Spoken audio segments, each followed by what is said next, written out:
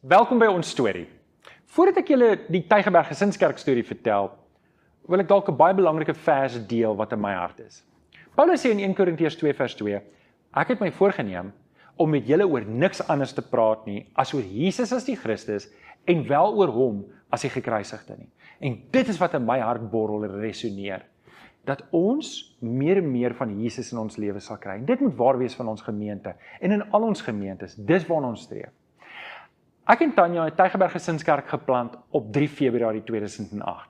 Maar voordat ek julle die storie kan vertel, moet ek julle eers terugvat na 1999, toe ek Tanya ontmoet het. Ek was in my 2de jaar by die Baptiste Kweekskool, en sy was in haar 1ste jaar.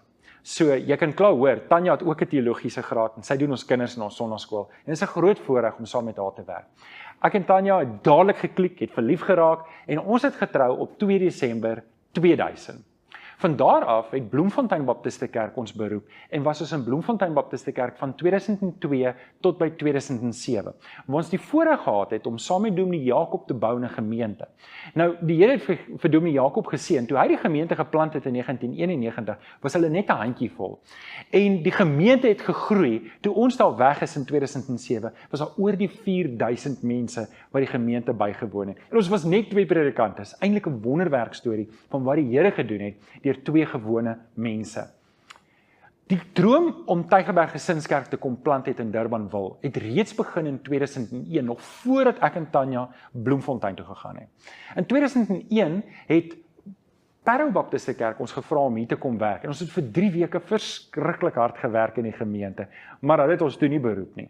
Daarvoor sê ek dankie, want die Bloemfontein tyd was vir my en Tanya opleidingstyd, waar ek die voorreg gehad het om saam met Dominee Jakob te werk, en Dominee Jakob is nou nog my mentor, en ons gesels nou nog weekliks.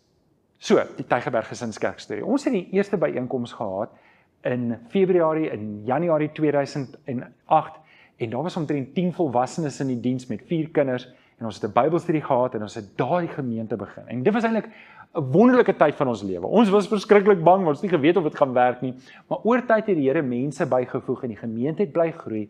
En vandag, 2022, kan ons sien die Here se hand was die hele tyd op ons gemeente. Ons het bykans 500 lidmate in ons gemeente, en die Here is vir ons goed. Ons bedien mense reg oor die wêreld met ons aanlyn bediening, soos wat jy ook nou bedien word. En dit is ons hart. Ons wil mense bedien. So, die storie word nog steeds geskryf, en ek wil jou nooi om deel te wees van die Gesinskerk storie.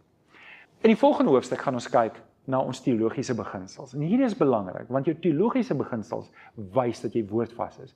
Kom ons kyk daarna.